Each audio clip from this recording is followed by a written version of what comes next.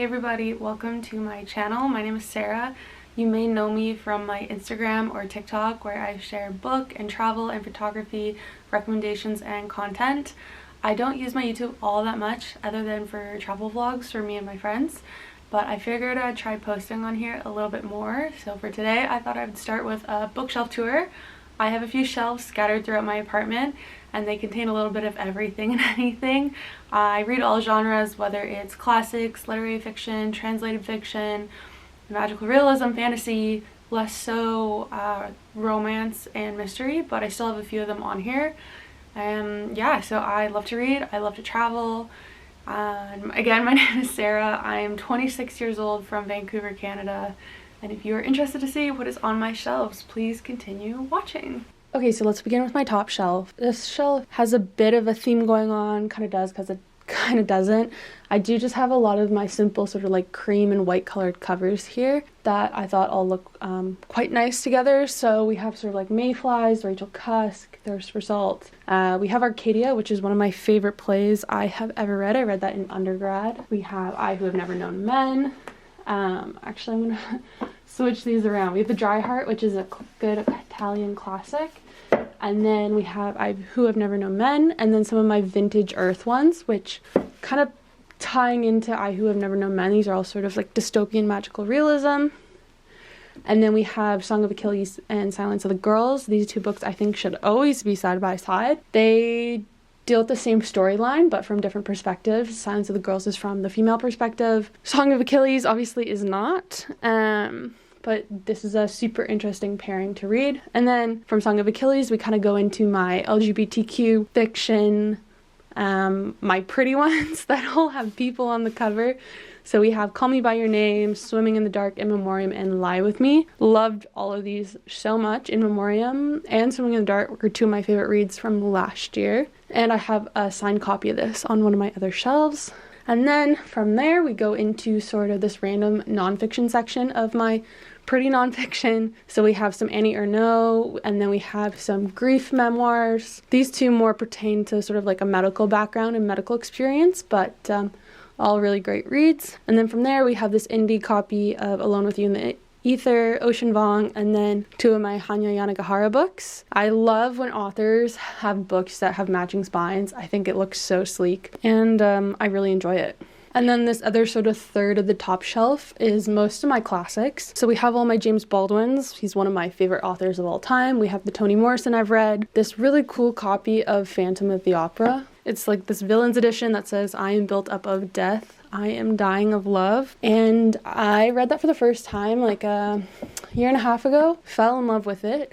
Looked up the Broadway show, saw that it was ending, and expedited me and my mom's first trip to New York. And it's one of my favorite memories, and I'm so glad that came out of me reading that book. From Phantom of the Opera, then we have George Orwell, which is a very important book of the times. And then the rest of the shelf is all my Penguin classics. So the only two I haven't read are Plato and Euripides, but the rest of these I've all read, and they're all some of my favorite books of all time. Little Women, Wuthering Heights, Jane Eyre, Madonna in a Fur Coat, and all the little ones as well. I just absolutely adore them. And Penguin classics are sort of my favorite style of classic. I just think it all looks really cohesive and sleek together, and just how it's written in between the pages. I like the text, I like their prefaces, and just some of my favorites. Okay, now we're moving on to a super fun shelf. So just here on the left, I just have a few literary fiction. Daughter it's really special to me. It's one of the first ARCs I ever received. Absolutely loved it, raved about it online, and then they sent me a signed finished copy.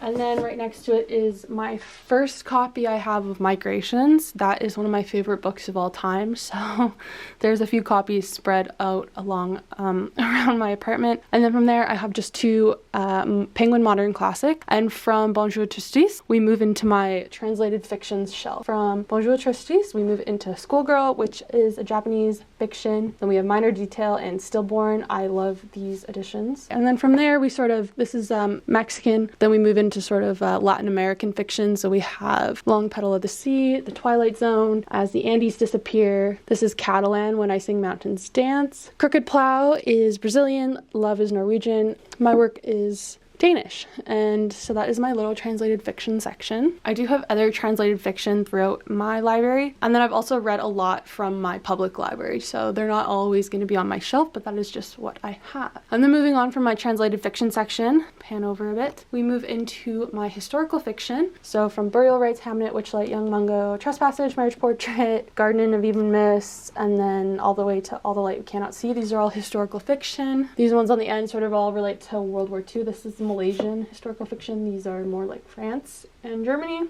This one's set in the Medici family. This is the Irish Troubles. These two are Scottish, English, and Icelandic. So that's my historical fiction section. Okay, and then this part on the end is potentially one of my favorite sections of my entire library, and this is my dystopian, magical realism, speculative fiction, all that sort of fun stuff all in this section. They're some of my favorite books to read. I find them so fascinating, and when they're well written, they just are so engrossing and you think about them for a long time. So for here on the left, I have my two Emily St. John Mandels. Adored these both. Station 11 has an incredible TV show that I highly recommend you watch. The adaptation is just phenomenal. Then we have Never Let Me Go, The Road, sort of classic dystopians. The Other Valley is also one of my favorite books from last year, and it is written by a Canadian author, which is pretty cool. And then Landscapes is also another beautifully written dystopian book, also written by a Canadian, and it sort of talks about the archival process of, you know, how do we keep onto art when the whole world is decaying around us, and how do we properly archive art and creative avenues. I'm explaining that very poorly, but great book. Then we have How High We Can Go in the Dark, or How High We Go in the Dark, which is again one of my favorite books I've ever read. Very similar to Sea of Tranquility, so if you like one, you'd like the other. I loved it so much, I bought his indie book, Where We Go When All We Were Is Gone. I picked that off Amazon. Super interesting little short story collection. Is it short stories or just the short novella, I guess is a better way to describe it. Then we have It Lasts Forever and Then It's Over, Pure Nessie, and then these final three are sort of like true sci-fi. I definitely read less sci-fi, like true sci-fi, compared to these sort of dystopian and magical realism ones, but there are still a few that I enjoy, and The Laugh of Heaven I highly recommend for everyone to read.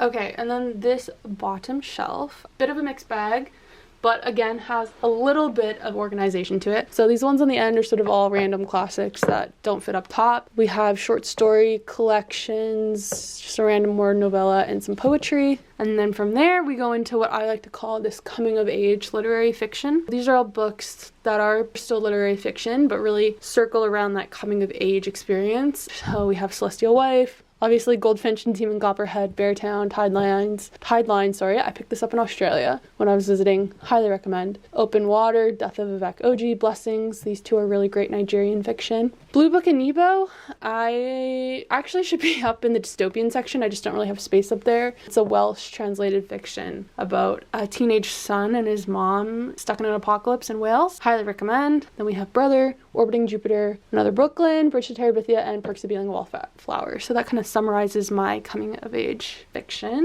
And then I'll just move over for the last half of this. So this is my sort of, what do you call it, mystery thriller section, I guess. So we have Maidens and Silent Patient, of course, Drive Your Plow Over the Bones of the Dead, then some dark academia, Secret History, If We Were Villains, Talented Mr. Ripley, another Charlotte McConaughey, Once They Were Wolves, another Emily St. John Mandel, Glass Hotel. Dan Brown, Angels and Demons is very well loved. We didn't own too many books growing up. We just spent a lot of time at the library, but we did own Dan Brown. So these have been very heavily read. And then A Study in Drowning and Babel are both that dark academia fantasy. Absolutely love them. Babel I picked up when I was in London, and I finished it on the flight from London to Vancouver. So it's a very near and dear to my heart. And Study in Drowning I enjoyed as well. And then yeah, the one on the end, A History of Burning, is a very interesting sort of epic, multi-generational story. I think if you like Pachenko, you would like this book. It eventually ends up in Toronto, but starts off in India, and there's so many other places it goes with every generation. It's super interesting story of immigration and race and culture. Highly recommend. Okay, and then up top of my shelves here, this is where I like to keep my TBR and new books I've picked up. So I haven't painted the walls. That's why all these paintings are still, and drawings are still just kind of placed on the shelf, but I don't mind it. The main focus of these, of course, are my bookends. Everybody asks about them. I picked them up from Anthropology. I think they're called the Glenda bookends, sorry. Yeah, absolutely love them. They're gorgeous. I think they have them in black or gold as well, but I really like the white ones. They just remind me of classic like Roman bust, and I thought it was super cool. These books here are all on my TBR that I would really like to get to this upcoming month, so February. And they're all mostly these sort of like red and orange spines, which is for the month of love. These books over here I just recently picked up. I had a gift card, and Canada had that like no tax policy for books for the last like month and a half, so I wanted to pick some up before that ended, and I have plans of when I'm gonna read those. And then yeah, so this painting I picked up in Giverny when I went to Monet's house. This I picked up from a flea market in New York. My friends graciously have given me these vases for Christmas. These ones that are books, I think they're super gorgeous. I have this 1975 About You print I got off of Etsy. Shakespeare and Company, I picked this up from, what's it called, Books Are Magic in Brooklyn. And then I just have some knickknacks from my travels. These are a lot of like keychains from various places. And this I got in, these I got in Mallorca. So that is sort of my top shelf. And then this sort of skinnier shelf, unfortunately, is on my TBR. I do have quite a few books on my TBR. Part of my issue, I think, is I'll buy books that are like discounted or on sale, even if they weren't necessarily something I wanted to read, and then I end up with this very large physical TBR. Nonetheless, we will quickly go through it. Okay, so this top shelf, all these books here are pretty like much gifted. There's a few more in here that are gifted as well. Some of these others I picked up that I'm interested in reading. I have 2 copies to A Farewell to Arms. One I thrifted, and then I forgot I thrifted it, and so I was at Shakespeare and Company in Paris and picked up one, classic, and then some of my Toni Morrisons that I would like to get to as well. So that's sort of that top shelf. This shelf here, we're really getting into books that have been on my TBR for way too long. I do really want to get around to reading Shuggie Bain. I loved Young Mungo, and Douglas Stewart's writing is just so beautiful and so candid, and I thoroughly enjoy it. So I do want to get around to that, and Brothers Karamazov, but that is a very thick book. Some of these others, yes, they've just been on my shelf for way too long. If you've read any of them, please let me know what you think. Like, for example, I love Blue Sisters, but I've heard such mixed reviews about Cleopatra and Frankenstein. I don't know if I'll ever actually get around to reading it, but nonetheless, it's here for now. Okay, and then this final sort of small TBR shelf, with the exception of all the books in my bedroom.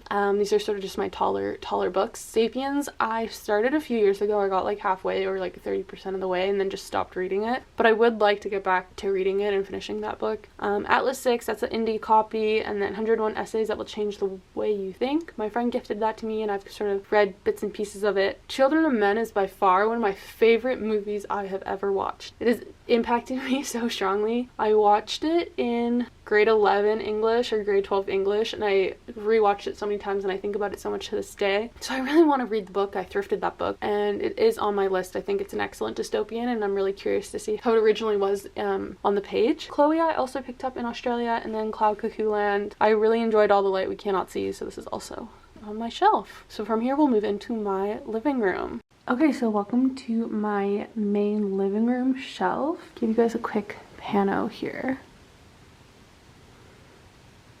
So we'll begin up at the top. First off, I just have a few of these bookmarks that my friends have given me, and then I have these really beautiful painted classics editions. I haven't read Persuasion or The Return of Sherlock Holmes, but I have read Frankenstein and the Mysterious Affair of Styles. Then I have this gorgeous edition of Anne of Green Gables 100th anniversary. I picked this up in Nova Scotia a few summers ago. And then I have this signed copy of In Memoriam I picked up at the Strand in New York. This special Penguin edition of The Great Gatsby, and then this little collection of love stories. And I picked this up when I was in Copenhagen. I haven't gotten around to reading them, but I think I will this February.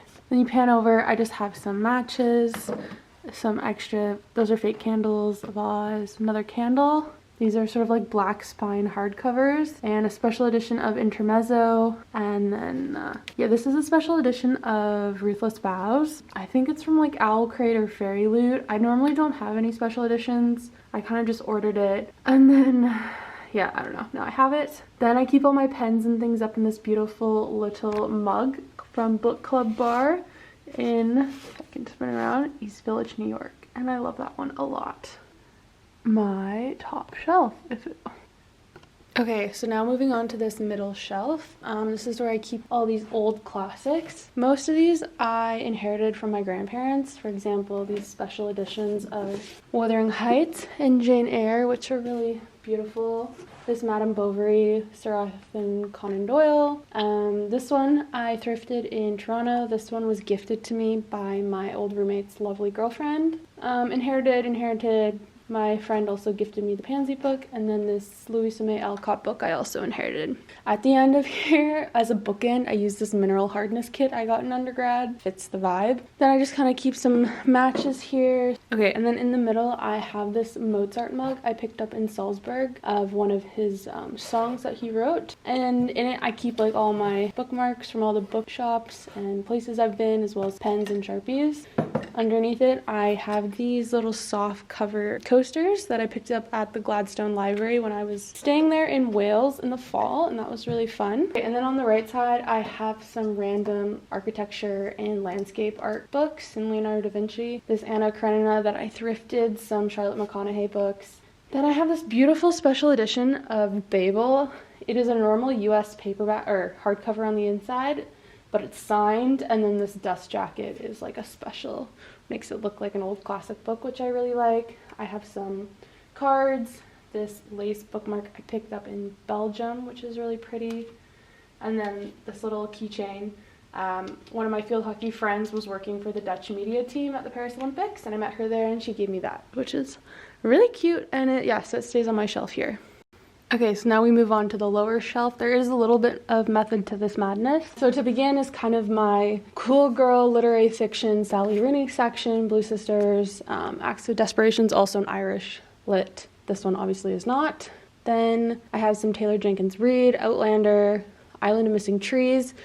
Then that kind of ties into my Greek mythological retellings. And then from there onwards, we move into my nonfiction. This is my nonfiction section. Obviously I had some on the other shelf as well, but this is predominantly where I keep them all. So to begin with, we have a few essays. We have Senescence, Amal wrote in the Bow Valley, Recognizing the Stranger, some Joan Didion, and then we move into sort of all books about love.